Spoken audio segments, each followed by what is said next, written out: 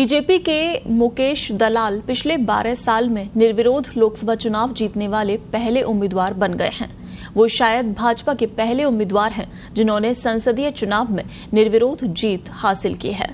7 चरणों में चल रहे लोकसभा चुनाव में ये भारतीय जनता पार्टी की पहली जीत है।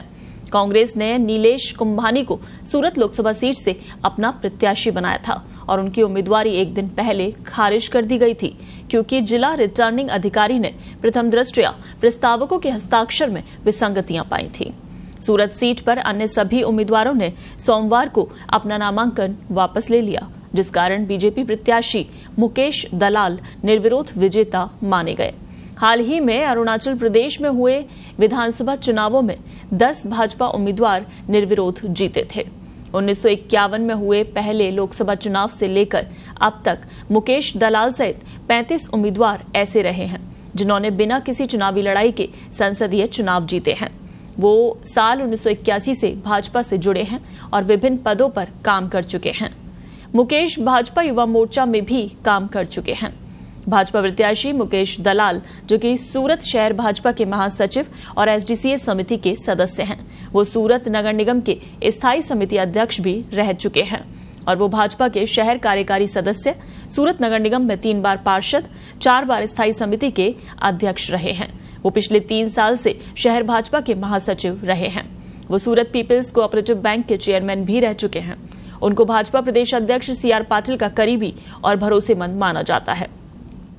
अब उनकी संपत्ति और आय की बात की जाए तो पिछले वित्त वर्ष में उनकी सालाना आय 14,22,530 रुपए रही। उनके एफिडेविट के अनुसार उनकी चल संपत्ति 3 करोड़ 16 लाख रुपए है, जबकि अचल संपत्ति 6 करोड़ 15 लाख। उन पर 1 करोड़ 16 लाख रुपए का लोन है। मुकेश दलाल के पास उनकी खुद की 2 गाड़ियां हैं। 3.5 लाख रुपए की होंडा सिटी और मारुति सुजुकी इग्निस है। उनके पास 8,56,000 रुपए कीमत का 130 ग्राम सोना और हीरे के जेवर हैं, जबकि उनकी पत्नी के पास 360 ग्राम सोना और हीरे के जेवर हैं।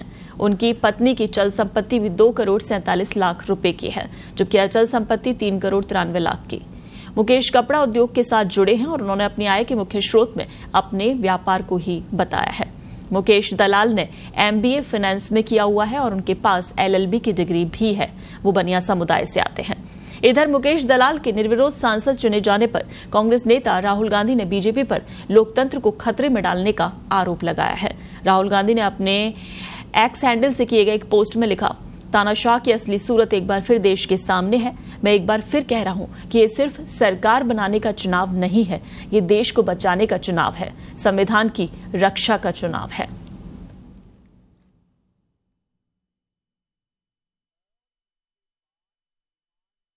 हम लोग विकसित भारत के लिए मत मांग रहे थे। हम लोग नरेंद्र भाई मोदी साहब के काम पर मत मांग रहे थे। आज गुजरात में, सूरत में, देश में पहला कमल खिला है। मैं ये कमल आदरणीय प्रधानमंत्री और विश्व पुरुष श्री नरेंद्र भाई मोदी साहब के चरण कमलों में अर्पण करता हूँ। घटनाक्रम में क्या है, कांग्रेस का फॉर्म रिजेक्ट हुआ और बाकी जो उम्मीदवार थे, इन्होंने नरेंद्र भाई मोदी साहब के जो विकसित भारत की जो कल्पना है, इनको साथ देकर अपना फॉर्म विड्रॉ कर लिया। बस यही चीज है। भारतीय जनता पार्टी कांग्रेस को, देश को कांग्रेस मुक्त बनाना चाहती है और इनकी शुरुआत सूरत सिटी ने बहुत पहले कर दी थी। पार्षद 0, MLA 0, MP 0 और अब तो उम्मीदवार भी 0।